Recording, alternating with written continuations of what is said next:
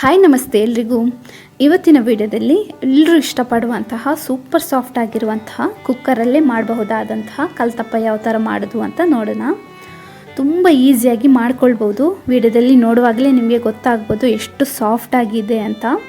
ಒಳ್ಳೆ ಜೇನುಗೂಡು ಥರ ತುಂಬ ಲೇಯರ್ಸ್ ಬಂದಿದೆ ನೋಡಿ. ತುಂಬ ಈಸಿಯಾಗಿ ಮಾಡ್ಬೋದು. ಬನ್ನಿ ನೋಡೋಣ ಹೇಗೆ ಮಾಡೋದು ಅಂತ. ಮೊದಲಿಗೆ ನಾನಿಲ್ಲಿ 1 ಕಪ್ನಷ್ಟು ಅಕ್ಕಿನ ಚೆನ್ನಾಗಿ ತೊಳೆದ್ಬಿಟ್ಟು ನೆನೆಯೋದಕ್ಕೆ ಇಟ್ಟಿದ್ದೆ. ರಾತ್ರಿ ಇಟ್ಟಿದ್ದೆ. ರಾತ್ರಿ ಫುಲ್ ಒಂದು 6 ಗಂಟೆ ಅಷ್ಟಾದರೂ ನೆನೆಬೇಕಿದು. ಟೈಮ್ ಇಲ್ಲ ಅಂದರೆ ಅಟ್ಲೀಸ್ಟ್ 4 ಗಂಟೆ ಅಷ್ಟಾದರೂ ನೆನೆಬೇಕು. ಆಮೇಲೆ ಇದನ್ನು ನಾನೊಂದು ಮಿಕ್ಸಿ ಜಾರಿಗೆ ಹಾಕ್ತಾಯಿದ್ದೀನಿ. ಆಮೇಲೆ ಅದಕ್ಕೆ ಒಂದು 4ರಿಂದ 5 ಏಲಕ್ಕಿನ ಹಾಕಬೇಕು. ಒಳ್ಳೆ ಪರಿಮಳ ಕೊಡುತ್ತೆ ಇದು. ಆಮೇಲೆ ಒಂದು ಅರ್ಧ ಕಪ್ನಷ್ಟು ಅನ್ನನ, ರಾತ್ರಿ ಉಳಿದಿರೋ ಅನ್ನ ಇರುತ್ತಲ್ವ, ಅದನ್ನು ಚೆನ್ನಾಗಿ ತೊಳೆದ್ಬಿಟ್ಟು ಹಾಕ್ತಾಯಿದ್ದೀನಿ. ರುಚಿಗೆ ಬೇಕಾದಷ್ಟು ಉಪ್ಪು ಅರ್ಧ ಟೀ ಸ್ಪೂನ್ನಷ್ಟು ತೊಗೊಂಡಿದ್ದೀನಿ ನಾನು. ಆಮೇಲೆ ನಾನಿಲ್ಲಿ 3/4 ಲೋಟದಷ್ಟು ನೀರನ್ನು ತೊಗೊಂಡಿದ್ದೀನಿ. ಅದರಲ್ಲಿ ಅರ್ಧ ಭಾಗದಷ್ಟು ಮಾತ್ರ ಹಾಕಿದ್ದೀನಿ ನೋಡಿ, 1/4 ಭಾಗದಷ್ಟು ಉಳಿಸಿದ್ದೀನಿ. ಇವಾಗ ಇದನ್ನು ಚೆನ್ನಾಗಿ ನುಣ್ಣಗೆ ರುಬ್ಕೊಳ್ಬೇಕು. ರುಬ್ಬಿ ಆಗಿದೆ. ಇವಾಗ ಇದನ್ನೊಂದನ್ನು ಬೌಲಿಗೆ ಹಾಕ್ತಾಯಿದ್ದೀನಿ. ಆಮೇಲೆ ಉಳಿದಿರೋ ನೀರಿತ್ತಲ್ವ, ಅದನ್ನು ಆ ಮಿಕ್ಸಿ ಜಾರಿಗೆ ಹಾಕಿಬಿಟ್ಟು ಚೆನ್ನಾಗಿ ಮಿಕ್ಸ್ ಮಾಡಿಬಿಟ್ಟು ಹಾಕಿದ್ದೀನಿ. ಜಾಸ್ತಿ ನೀರು ಹಾಕಕ್ಕೆ ಹೋಗಬೇಡಿ. ಇನ್ನೊಂದು ಕಡೆ ನಾವು ಬೆಲ್ಲನ ಪಾಕ ರೆಡಿ ಮಾಡಬೇಕು. ಅದಕ್ಕೋಸ್ಕರ ನಾನಿಲ್ಲಿ 150 ಗ್ರಾಮ್ನಷ್ಟು ಒಂದು ಕಪ್ಪು ಬೆಲ್ಲನ ತೊಗೊಂಡಿದ್ದೀನಿ. ಈ ಕಪ್ಪು ಬೆಲ್ಲ ಇದ್ದರೆ ಚೆನ್ನಾಗಿ ಬರುತ್ತೆ. ಇದು ಕಲರ್ ಕೂಡ ಚೆನ್ನಾಗಿರುತ್ತೆ, ಟೇಸ್ಟ್ ಕೂಡ ಸ್ವಲ್ಪ ಚೇಂಜ್ ಇರುತ್ತೆ. ಇದು ನಿಮಗೆ ಕಪ್ಪು ಬೆಲ್ಲ ಸಿಕ್ಕಿಲ್ಲ ಅಂದರೆ ಪರವಾಗಿಲ್ಲ, ನಾರ್ಮಲ್ ಬೆಲ್ಲನೇ ಯೂಸ್ ಮಾಡಿ. ಒಂದು 1/4 ಲೋಟದಷ್ಟು ನೀರನ್ನು ಹಾಕಿಬಿಟ್ಟು ಇದನ್ನು ಮೆಲ್ಟ್ ಮಾಡಬೇಕು. ಜಸ್ಟ್ ನೀವು ಮೆಲ್ಟ್ ಮಾಡಿದರೆ ಸಾಕು, ಪಾಕ ಏನು ಬೇಕಂತ ಇಲ್ಲ. ಇದು ಬೆಲ್ಲ ಕರಗಿದ ಮೇಲೆ ನಾನು ಬಿಸಿ ಇರುವಾಗಲೇ ಸೋಸಿಬಿಟ್ಟು ಈ ಹಿಟ್ಟಿಗೆ ಹಾಕ್ತಾಯಿದ್ದೀನಿ. ಬಿಸಿ ಬಿಸಿ ಇರುವಾಗಲೇ ಹಾಕಬೇಕು, ನೆನಪಲ್ಲಿ. ಈ ಥರ ಸೋಸಿ ಹಾಕಿದರೆ ಕಸ ಕಡ್ಡಿದ್ರೆಲ್ಲ ಹೋಗುತ್ತಲ್ವ, ಅದಕ್ಕೋಸ್ಕರ ನೋಡಿ ಈ ಥರ ಕನ್ಸಿಸ್ಟೆನ್ಸಿ ಬರಬೇಕು. ಬಿಸಿ ಇರುವಾಗಲೇ ಬೆಲ್ಲನ ಹಾಕಬೇಕು, ನೆನಪಲ್ಲಿ. ಆಮೇಲೆ 1/4 ಟೀ ಸ್ಪೂನ್ನಷ್ಟು ನಾನು ಸೋಡಾ ಪುಡಿನ ಹಾಕ್ತಾಯಿದ್ದೀನಿ. ಈ ಸೋಡಾ ಪುಡಿ ಹಾಕಿದ್ರೇ ಒಳ್ಳೆ ಲೇಯರ್ಸ್ ಎಲ್ಲ ಬರುತ್ತೆ ಕಲ್ತಪ್ಪದಲ್ಲಿ, ಹಾಗಾಗಿ. ಆಮೇಲೆ ಇದನ್ನೊಂದು 15 ನಿಮಿಷ ಹಾಗೆ ಇಡಬೇಕು. ಇನ್ನೊಂದು ಕಡೆ ನಾವು ಯಾವ ಕುಕ್ಕರಲ್ಲಿ ಕಲ್ತಪ್ಪ ಮಾಡ್ತೀವೋ ಅದೇ ಕುಕ್ಕರ್ಗೆ ನಾನು 3 ಸ್ಪೂನ್ನಷ್ಟು ತುಪ್ಪನ ಹಾಕ್ತಾಯಿದ್ದೀನಿ. ನೀವು 3 ಲೀಟರಿದ್ದು ಕುಕ್ಕರ್ ತೊಗೊಳ್ಳಿ ಅಥವಾ 5 ಲೀಟರ್ದು ಕುಕ್ಕರ್ ತೊಗೊಂಡ್ರು ಪರವಾಗಿಲ್ಲ. ಅದಕ್ಕಿಂತ ಜಾಸ್ತಿದ್ದು ಬೇಡ. ಅಂದರೆ 7 ಲೀಟ್ರದ್ದೆಲ್ಲ ತೊಗೊಂಡ್ರೆ ಸೈಡಲ್ಲೆಲ್ಲ ಬೇಯೋದಿಲ್ಲ, ನಡುಭಾಗ ಮಾತ್ರ ಜಾಸ್ತಿ ಸುಟ್ಟೋಗ್ಬಿಡುತ್ತೆ. ಅದಕ್ಕೋಸ್ಕರ 3 ಲೀಟ್ರ್ ಅಥವಾ 5 ಲೀಟ್ರ್ ಕುಕ್ಕರನ್ನೇ ತೊಗೊಳ್ಳಿ. ಈ ತುಪ್ಪ ಕಾದ್ಮೇಲೆ ನಾನು ಸಣ್ಣಗೆ ಹಚ್ಚಿರುವಂತಹ ಈ ತೆಂಗಿನಕಾಯಿನ ಹಾಕ್ತಾಯಿದ್ದೀನಿ. ತೆಂಗಿನಕಾಯಿ ಕಲರ್ ಈ ಥರ ಗೋಲ್ಡನ್ ಕಲರ್ ಬರಬೇಕು. ಈ ಥರ ತಿನ್ನೋದಕ್ಕೂ ಚೆನ್ನಾಗಿರುತ್ತೆ ತುಪ್ಪದ ಜೊತೆ ಫ್ರೈ ಮಾಡಿದರೆ. ನಾವು ಇದಕ್ಕೆ ಫ್ರೈ ಆಗಿದೆ. ಇವಾಗ ಇದನ್ನೊಂದು ಬೇರೆ ಬೌಲಿಗೆ ಹಾಕ್ತಾಯಿದ್ದೀನಿ.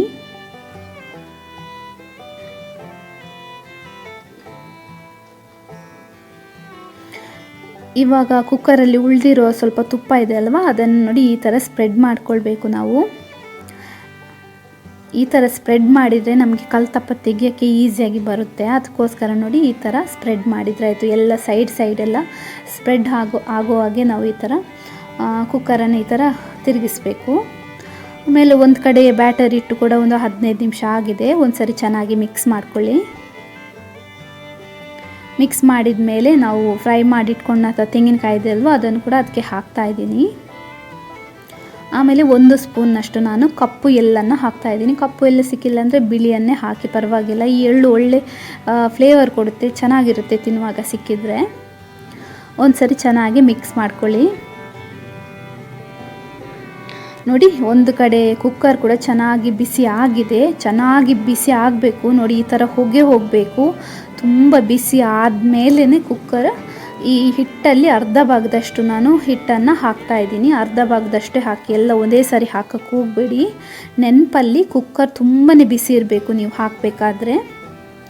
ಆಮೇಲೆ ನೋಡಿ ಕುಕ್ಕರ್ ಇದು ವಿಸಲ್ ಮತ್ತು ರಿಂಗನ್ನು ತೆಗೆದಿದ್ದೀನಿ ನಾನು.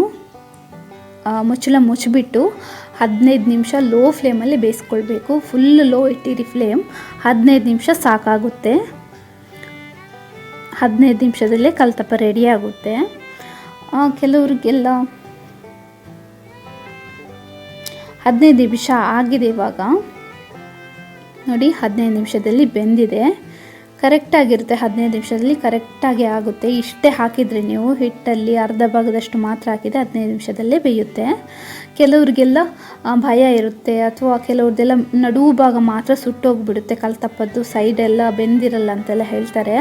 ಅಂಥವ್ರು ಬೇಕಿದ್ದರೆ ನೋಡಿ, ಈ ಥರ ಒಂದು ಹಳೆ ಯಾವುದಾದ್ರೂ ತವ ಇದ್ದರೆ ಅದನ್ನು ಒಂದು ಕಡೆ ನೀವು ಬಿಸಿಯಾಗಕ್ಕಿಟ್ಟು, ಇನ್ನೊಂದು ಕಡೆ ಸೇಮ್ ಪ್ರೊಸೀಜರ್, ಈ ಕುಕ್ಕರ್ ತುಂಬ ಬಿಸಿ ಇರುವಾಗಲೇ ಹಿಟ್ಟನ್ನು ಹಾಕಿಬಿಟ್ಟು ಮುಚ್ಚಿಬಿಟ್ಟು, ಆಮೇಲೆ ಇನ್ನೊಂದು ಕಡೆ ಬಿಸಿಯಾಗಕ್ಕೆ ಇಟ್ಟಂತಹ ತವ ಇದೆ ಅಲ್ವಾ, ಅದನ್ನು ಕೆಳಗಡೆ ಇಟ್ಟು ಅದರ ಮೇಲೆ ಕುಕ್ಕರನ್ನು ಇಟ್ಟು ಬೇಯೋದಕ್ಕೆ ಇಡಬೇಕು.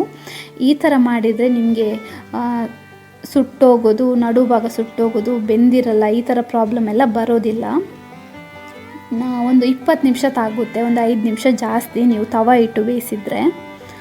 ಆಮೇಲೆ ಇದನ್ನು ಸ್ವಲ್ಪ ತಣ್ಣಗಾಗಕ್ಕೆ ಇಡಬೇಕು. ತಣ್ಣಗಾದ್ರೇ ಸ್ವಲ್ಪ ಈಸಿಯಾಗಿ ನಮಗೆ ತೆಗಿಯೋಕ್ಕೆ ಬರುತ್ತೆ. ನೋಡಿ, ಈಸಿಯಾಗಿ ತೆಗಿಬೋದು ಸ್ವಲ್ಪ ಸೈಡನ್ನು ಬಿಡಿಸಿದರೆ. ಬಿಸಿ ಇರುವಾಗಲೇ ತೆಗಿಯೋಕ್ಕೆ ಹೋದರೆ ಅಲ್ಲಲ್ಲೇ ಸ್ವಲ್ಪ ಪೀಸ್ ಉಳ್ದಾಗ ಆಗುತ್ತೆ. ಅದಕ್ಕೋಸ್ಕರ ಸ್ವಲ್ಪ ತಣ್ಣಗಾದ ಮೇಲೇ ನೀವು ತೆಗೀರಿ. ನೋಡಿದ್ರಲ್ವ ಎಷ್ಟು ಈಸಿಯಾಗಿ ಕಲ್ತಪ್ಪ ನಾವು ಕುಕ್ಕರಲ್ಲಿ ಮಾಡ್ಬೋದು ಅಂತ. ಇವತ್ತಿನ ರೆಸಿಪಿ ನಿಮಗೆ ಇಷ್ಟ ಆದರೆ ಲೈಕ್ ಮಾಡೋದನ್ನು ಮರಿಬೇಡಿ. ಹಾಗೆಯೇ ನೀವು ನಮ್ಮ ಚಾನಲನ್ನು ಸಬ್ಸ್ಕ್ರೈಬ್ ಮಾಡಿಲ್ಲ ಅಂದರೆ ದಯವಿಟ್ಟು ಸಬ್ಸ್ಕ್ರೈಬ್ ಮಾಡಿ.